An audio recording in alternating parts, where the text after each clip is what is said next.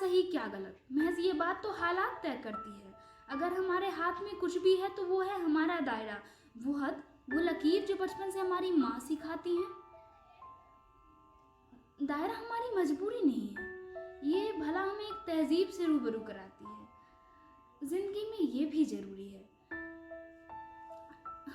हमें नहीं लगता मुझे मेरा दायरा बताने के लिए किसी के नसीहत की जरूरत है। हम तो उड़ते ख्वाबों को भी दायरे का पंख लगा देते हैं।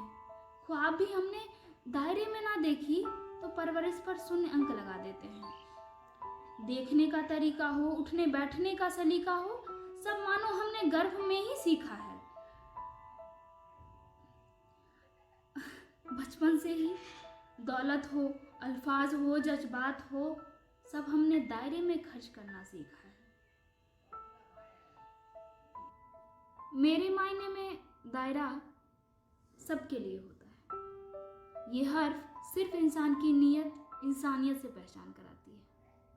दायरा वो साहित्य है जिसके बिना संगीत भी कर्कश लगती है। उसी तरह इसके बिना जिंदगी भी बेकस लगती है। पर बात जब भी दायरे की करूं तो औरत को कटघरे में लाकर खड़ा कर दिया जाता है। ये अल्फाज तो तय नहीं करती कि पुरुष मुसलसल खुद का दायरा भूलकर हमें दायरा याद करवाने का जिम्मा ले लिया हो।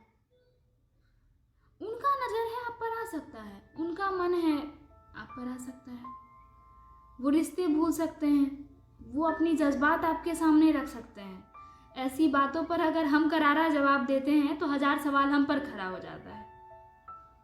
मसला ये नहीं कि वो अपना दायरा भूल जाते हैं, बातें अटक यहाँ जाती हैं कि हमें उनके भूले दायरे को नज़रअंदाज करना होता है, जैसे उनकी गफलत को उनका हक समझना होता है। अगर हमें दायरे में रहना आता है तो जाहिर सी बात है जनाब, रखना भी आता है।